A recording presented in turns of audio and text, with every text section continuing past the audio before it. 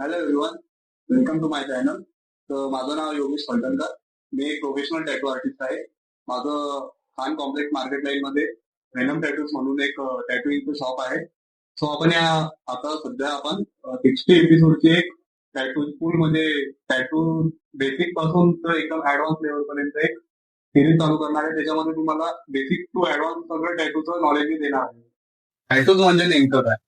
तर टॅटूज ही काही एकदम नवीन कन्सेप्ट नाहीये. एकदम एन्शियंट काळापासून चालू आलेली ट्रेडिशन आहे. तुम्ही बघू शकता जसं की जे रिमिनर्स किंवा फॉसिल सापडलेले आहेत त्यांच्या हातावरती पण या टाईपचे टॅटूज होते.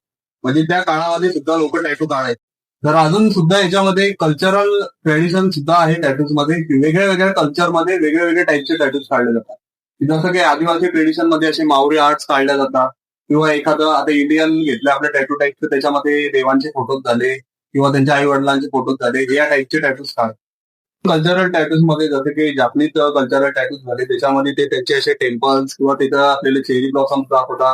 अजून जे ऑस्ट्रेलियन टॅटूज जे झाले समजा, त्याच्यामध्ये त्यांच्या ऑस्ट्रेलियाचे रिलेटेड बिल्डिंग्स वगैरे, त्यांचे आयडल्स वगैरे ते टॅटूज मध्ये ते काम करतात. हे सगळे जे झाले ना, ते कल्चरल टॅटूजचा एक हिस्सा झालेला आहे.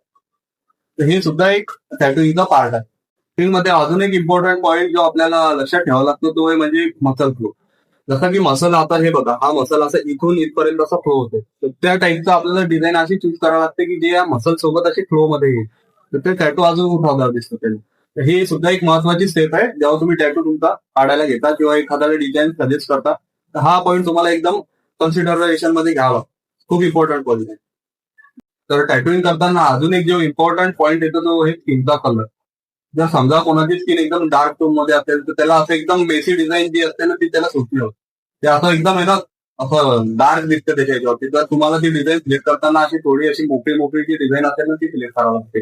सो या टाइप मध्ये तुम्ही बघू शकता इथं स्किन टोन थोडा आता डार्क होता तर त्यांनी अशी एकदम सुटसुटीत डिझाईन सिलेक्ट केली. त्याच्यामुळे हा टॅटू एकदम असा उठावदार दिसतो त्यांच्या.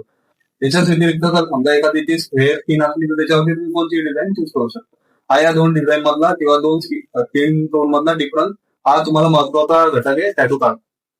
पण काही बेसिक गोष्टी आहेत जसं की टॅटूच्या निडल्सची डेट किंवा टॅटू साठी कोणत्या कोणत्या निडल्स आपल्याला युज करावं लागतात, कोणत्या पर्पज साठी कोणची निडल्स, म्हणजे सगळ्या टॅटू साठी आपल्याला वेगळ्या वेगळ्या निडल्स वापरावं लागतात.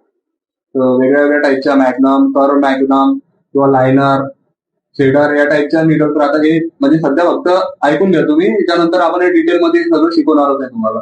त्याचा काही प्रॉब्लेम नाही. टॅटूचा सेटअप कसा लावायचा हे मी तुम्हाला एकदम प्रॉपर पद्धतीने सांगणार आहे. टॅटू साठी कोणची इंक बेस्ट राहते, कोणत्या बॉडी टाईप साठी कोणची, म्हणजे कोणत्या कलर टोन साठी कोणची इंक एकदम बेस्ट राहते, हेही मी तुम्हाला इथे सगळ्यात सांगणार आहे. तर सगळ्यात पहिले बेसिक गोष्ट म्हणजे आपल्याला आपली ड्रॉइंग स्किल इम्प्रूव्ह करायची.